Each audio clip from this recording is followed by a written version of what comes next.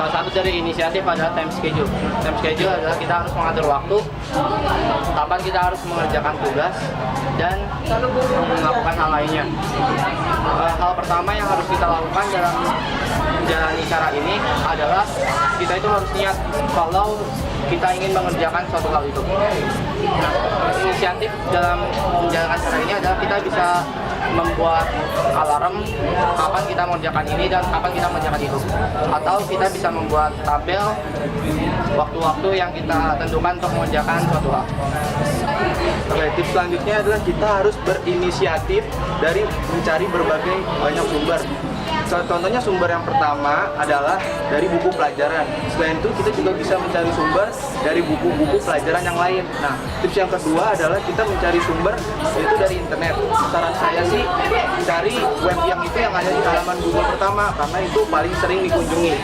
Dan yang terakhir menurut saya tuh kita harus mencari berbagai sumber dari orang-orang yang ada di sekitar kita. Jadi misalnya saja orang tua atau di sekitar sekolah tuh kita bisa aja tanya kakak kelas. Terima kasih.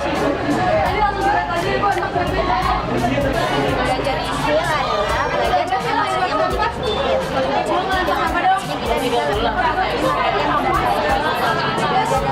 cara detail. Kita tidak memaksakan otak kita untuk bekerja lebih keras. Karena kalau otak kita bekerja lebih keras, hasilnya tidak akan bagus. Kumpulan kata kunci dengan cara kita membaca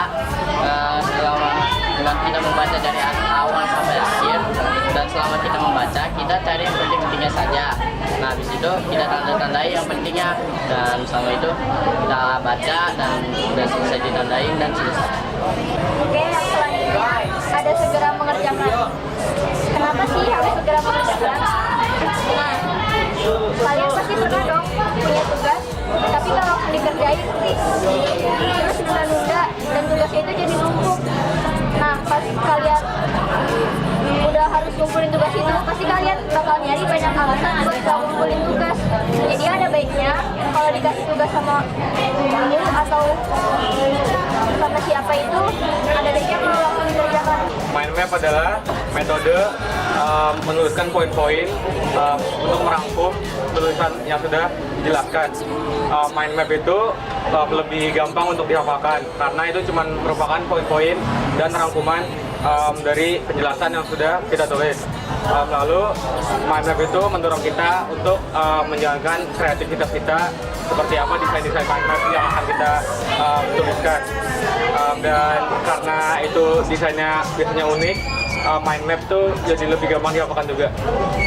Salah satu cara agar belajar kita nyaman dengan mendengarkan musik, tapi bukan sembarangan musik yang dipakai, bukan sembarang musik yang didengar.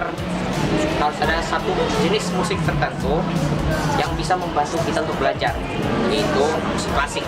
Kenapa?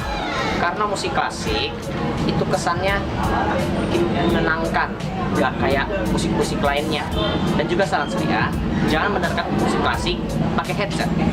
Jadikan itu suara dari tempat yang lain, jangan langsung ke telinga.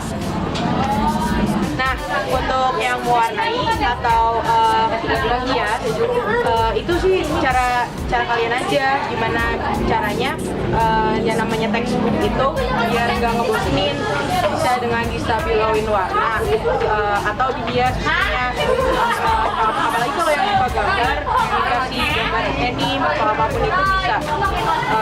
Itu salah satu cara dari kami biar nggak ngebosenin dan mudah, materi mudah untuk dimengerti.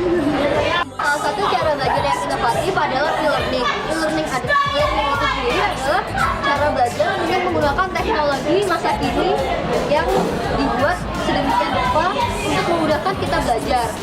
E-learning dapat dilakukan di mana saja. Nah, salah satu cara e-learning itu ada audiobooks. Audiobooks itu buku yang berupa suara yang dapat kita dengarkan tiap saat dan dimanapun. Nah, cara gampangnya adalah misalnya biasanya kita selalu mendengarkan lagu, ganti saja waktu kita untuk mendengarkan lagu dengan mendengarkan audiobooks. Dalam beberapa hari, satu buku pun akan selesai.